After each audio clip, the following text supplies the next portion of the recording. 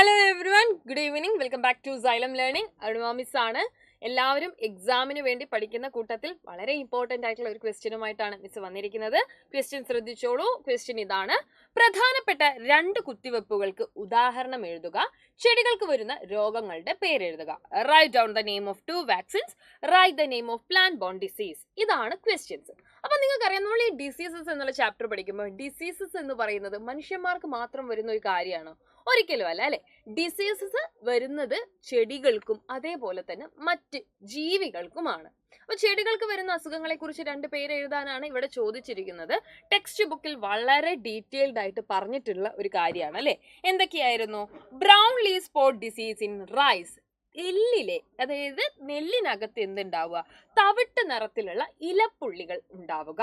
ഇനി നോക്കിക്കേ, പയറിലെ മൊസൈക്ക് രോഗം. പീ പ്ലാന്റ്സിൽ, അല്ലെ? നോക്കിക്കേ നിങ്ങൾ, മൊസൈക്ക് ഡിസീസസ് ഉണ്ടാവും. ബ്രൗൺ റോട്ട് ഓഫ് കോക്കനട്ട്, തെങ്ങിലെ കൂമ്പ് ചീയൽ. ഇനി ഇതൊന്നും അല്ലാത്ത മഹാളി എന്ന് പറയുന്ന ഒരു രോഗമുണ്ട്. അതേപോലെ തന്നെ പല തരത്തിലുള്ള രോഗങ്ങളുണ്ട്. അപ്പൊ ടെക്സ്റ്റ് ബുക്കിൽ കൊടുത്തിരിക്കുന്ന 3 എണ്ണം ഇതാണ്.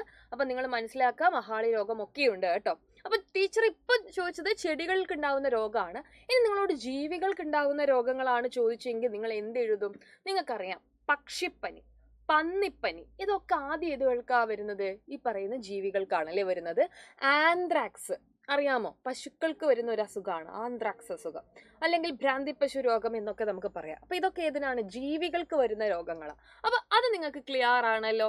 ഇനി നിങ്ങൾ ആദ്യത്തെ ക്വസ്റ്റ്യനിലേക്ക് ഒന്ന് ശ്രദ്ധിച്ചു നോക്കിക്കേ. പ്രധാനപ്പെട്ട 2 കുത്തിവെപ്പുകൾക്ക് ഉദാഹരണം എഴുതാം. അപ്പൊ കുത്തിവെപ്പുകൾ, വാക്സിനേഷൻ എന്ന് പറയുന്നത് നാച്ചുറൽ ഇമ്മ്യൂണിറ്റി ആണോ അക്വയർഡ് ഇമ്മ്യൂണിറ്റി ആണോ? ഏതായിരുന്നു? ഞാൻ പറഞ്ഞിട്ടുണ്ട് അല്ലെ, വാക്സിനേഷൻ എന്ന് പറയുമ്പോൾ നമ്മൾ വാക്സിൻ അങ്ങോട്ടേക്ക് കൊടുക്കുക ചെയ്യുന്നത്. അപ്പൊ സ്വാഭാവികമായിട്ടുള്ളൊരു സാധനമാണോ വാക്സിൻ എന്ന് പറയുന്നത്? അല്ല. അപ്പൊ നമ്മുടെ ശരീരത്തിന് രോഗപ്രതിരോധ ശേഷി കൂട്ടാൻ വേണ്ടിയിട്ട് നമ്മൾ കൊടുക്കുന്നതാണ്. So it is known as acquired immunity, അല്ലെ? എന്താണ്? ആർജിത പ്രതിരോധ ശേഷി. അപ്പൊ നമ്മളോട് ഉദാഹരണമാണ് ചോദിച്ചിരിക്കുന്നത്. ടെക്സ്റ്റ് ബുക്കിൽ തന്നെയുള്ള ക്വസ്റ്റ്യൻസ് ആണ്. നിങ്ങൾക്ക് ഏത് വേണമെങ്കിലും എഴുതാം, അല്ലെ? BCG എഴുതാം. BCG എന്ന് പറഞ്ഞാൽ എന്താ? ബാസിലസ് കാൽമെറ്റ്, അതായത് ക്ഷയരോഗത്തിന് കൊടുക്കുന്ന ഒരു കുത്തിവെപ്പാണെന്ന് ഓർത്ത് വെക്കുക. OPV, ഓറൽ പോളിയോ വാക്സിൻ, അതിനകത്ത് തന്നെ ഇരിപ്പുണ്ട്, അല്ലെ? എന്താണ്? പോളിയോ രോഗത്തിന് എതിരെ കൊടുക്കുന്നതാണ്. Hepatitis B vaccine, RVV vaccine. നോക്കിക്കേ നിങ്ങൾ. അപ്പൊ ടീച്ചർ ചോദിക്കട്ടെ, എല്ലാ വാക്സിനും നമ്മൾ ഒരു സമയത്താണോ കൊണ്ടുപോയി കൊടുക്കുക? അല്ല, അല്ലെ? വളർച്ചയ്ക്കനുസരിച്ച് തന്നെയാണ് നമ്മൾ ഈ വാക്സിൻസ് കൊടുക്കുന്നത്.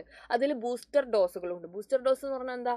നമ്മൾ ഒരു പ്രായത്തിൽ കൊടുത്തു കഴിഞ്ഞാൽ കുറച്ച് കാലം കഴിയുമ്പോൾ വീണ്ടും നമ്മൾ അതിന്റെ ശക്തി കൂട്ടാൻ വേണ്ടിയിട്ട് ഇങ്ങനെ ബൂസ്റ്റർ ഡോസ് എടുത്തുകൊണ്ടിരിക്കണം, അല്ലെ?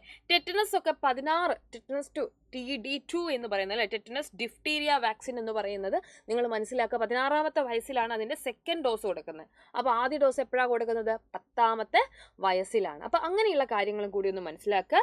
ജനന സമയത്ത് കൊടുക്കുന്ന 3 വാക്സിൻ ഏതാണെന്ന് ചോദിച്ചു കഴിഞ്ഞാൽ ഏതൊക്കെയാണ്? Oral polio vaccine, BCG vaccine, അതേപോലെ തന്നെ ഹെപ്പറ്റൈറ്റിസ് B വാക്സിൻ. ക്ലിയർ ആണോ നിങ്ങൾക്ക്? അപ്പൊ ഇങ്ങനത്തെ ചോദ്യങ്ങളും കൂടെ മക്കളൊന്ന് അറിഞ്ഞു വെക്കുക. എല്ലാവരും അടിപൊളിയായിട്ട് പഠിക്കുക. All the very best.